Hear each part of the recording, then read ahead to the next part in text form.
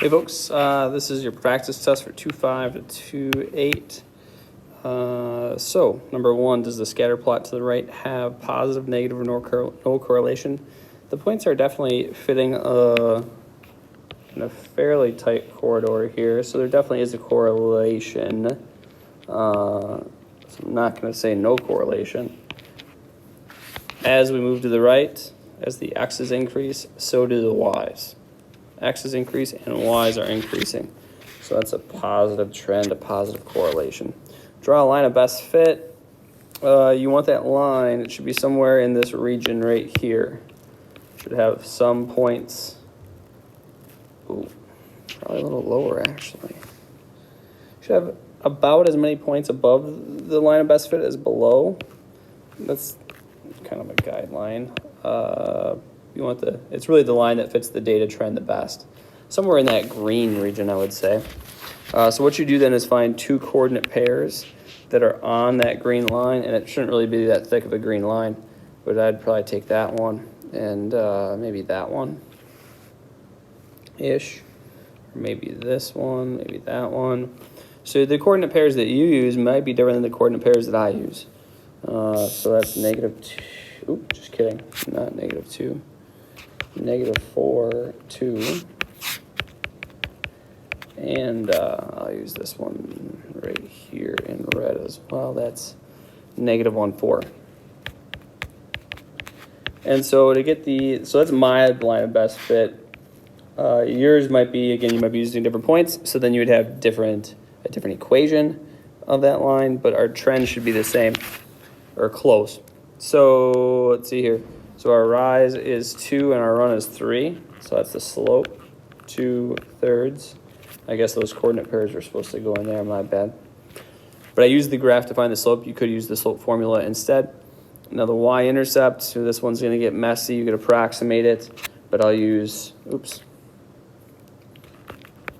this point. So my y is 4, my slope is 2/3, my x is -1, and I'm looking for the y-intercept or calculating it.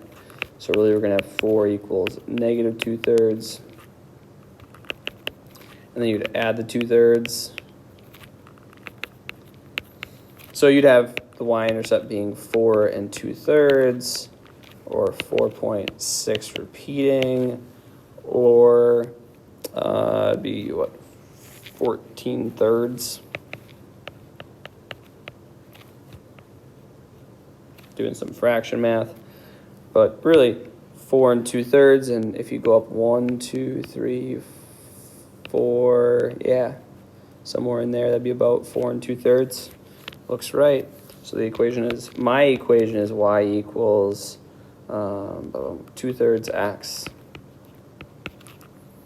plus 14/3. Your equation might be a little different.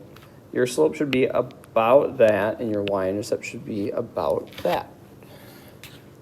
So again, that's where number 3, we could have many different answers that kind of summarize the information or are about a good line of best fit, close to it. If you use a computer, you can get the exact one, but that takes software. Alrighty. So let's graph some inequalities. So your y-intercept, this is in slope-intercept form, which is awesome. Your y-intercept is 4. Your slope is -1. Down, down, down, and then up, up, and back. There we are. And, it's going to be a dashed line. Maybe you go a little further outside of the graph to help your teacher see that the line is dashed. Sometimes as we run it through the points, it's harder to see. Sorry, so I know it's a dashed line because there's no equal sign underneath the Pac-Man. And then this one we are shading above. If you're testing the point 0, 0, I'll write TP for test point. Test point 0, 0, you plug 0 in for x and 0 in for y. You get 0 is greater than 0, -0 technically, plus 4. 0 is not greater than 4 when you simplify. So this test point that I checked right here is not an answer. So I would shade the other side, which I did. This one's not in slope-intercept form. I'm going to solve it for y, so it is in slope-intercept form. I chose to flip this inequality around like on my own. So my students are getting an inequality that looks like that. You might be getting it the other way, in which case you'd shade the other direction. So I'm getting 3y is less than or equal to, my pen's not working very well right here, negative 2x plus 9. Now we divide by 3. So our new equation is y is less than or equal to, but again, you might have is greater than or equal to. So the y-intercept is 3, 1, 2, 3. Slope is negative 2/3. Zoop. Zoop. And the other way, boop, gives you a point there. It's going to be, because of that equal sign underneath the inequality, it's going to be a solid line.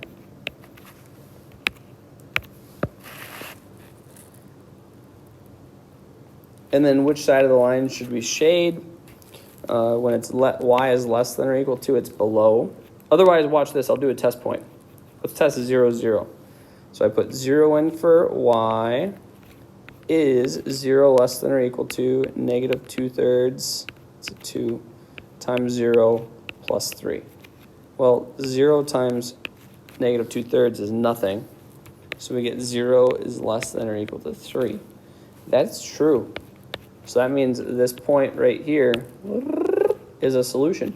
And so is, it's either all right or all wrong. If that point is a solution, so is everything over there with it. You can check all of them if you want to, but that'd take a long, long time. Like forever, because it keeps going. The line goes forever and ever, and so does the shading on this side of the line. There we go. Alrighty.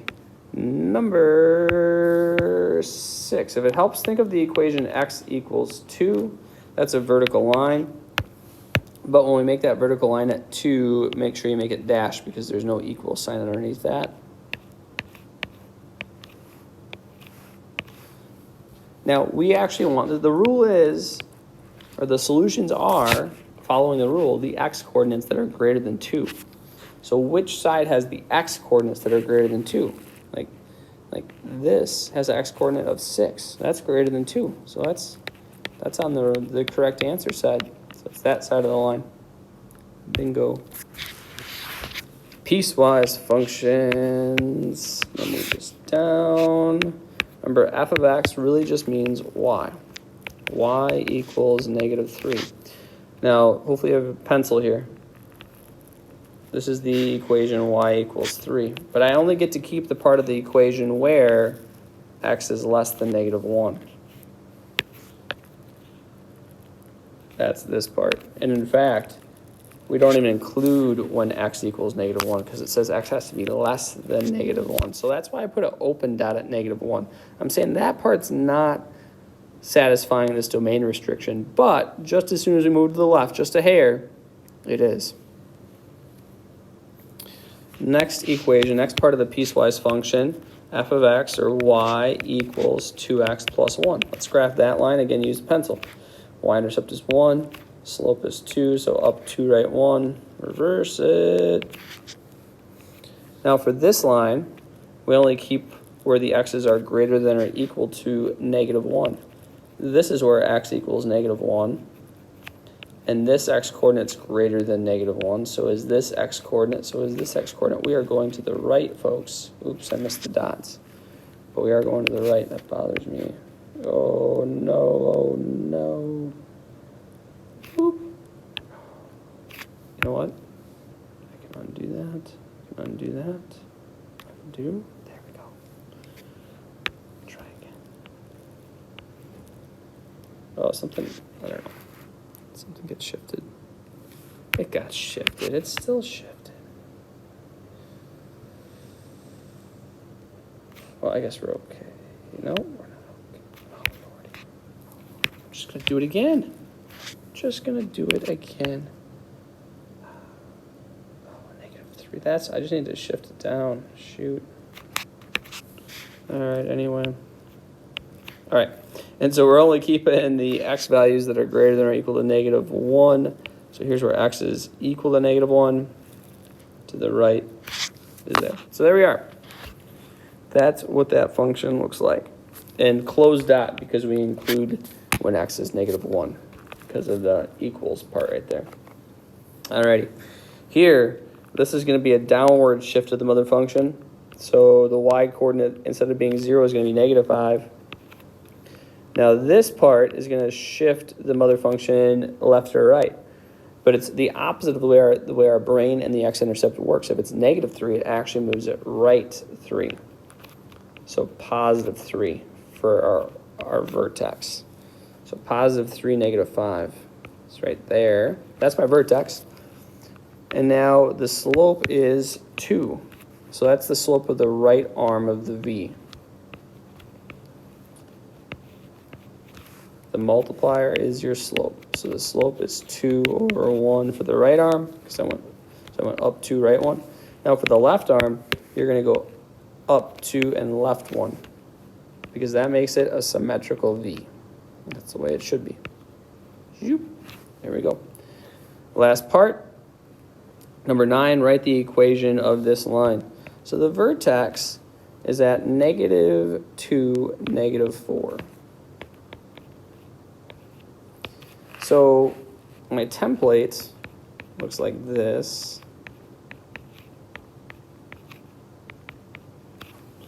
So because it moved down 4, it's going to be a -4 outside of the absolute value brackets. Oops, let me just pause for a second. So down below in yellow right here is my template. I'm going to start putting in the numbers that need to be there. So because it went down, because the vertex is down 4, it's a -4 outside of the brackets. It went left 2.